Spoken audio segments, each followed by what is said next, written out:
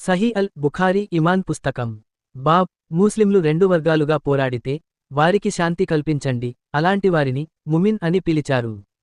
హదీస్ number 31. హదీస్ అనువాదం.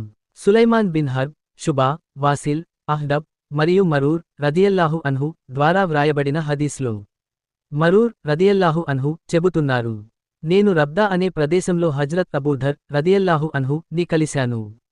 ఆయన ధరించిన వస్త్రాలు ఆయన బానిస దాసుడు ధరించిన వస్త్రాలతో సమానంగా ఉన్నాయి. నేను ఆయనను ప్రశ్నించాను, మీరు మరియు మీ బానిస ఒకే విధమైన వస్త్రాలు ఎందుకు ధరించారు? అప్పుడు హజ్రత్ అబూధర్ రదియల్లాహు అన్హు సమాధానమిచ్చారు, నేను ఒకసారి నా బానిసను దూషించాను, తీవ్రంగా ఆక్షేపించాను మరియు అతనికి తల్లి గురించి తిట్లు చెప్పాను. ఈ విషయానికి ప్రవక్త ముహమ్మద్ సల్లల్లాహు అలైహి వసల్లంకు తెలిసింది.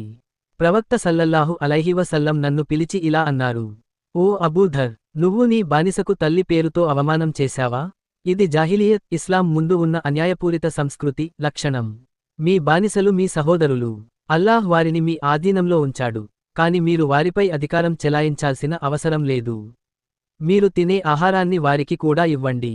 మీరు ధరించే దుస్తులను వారికి ఇవ్వండి.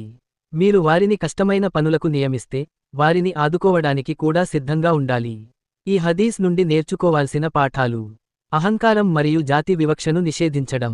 ఎవరికైనా కులం, జాతి లేదా సామాజిక స్థానం ఆధారంగా తక్కువగా చూడకూడదు. ఇస్లాం సమానత్వాన్ని ప్రోత్సహిస్తుంది. దాసుల, కార్మికుల హక్కులు.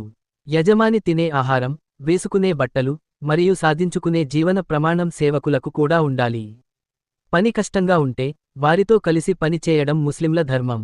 జాహిలియత్ అహంకారం, అన్యాయ ధోరణులు ను విడిచిపెట్టాలి.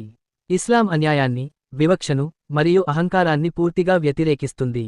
ఈ హదీస్ మనం సమాజంలో సమానత్వాన్ని పాటించాలి, కార్మికులను లేదా సేవకులను చిన్నచూపు చూడకూడదు, వారికి గౌరవాన్ని అందించాలి అనే గొప్ప పాఠాన్ని నేర్పుతుంది.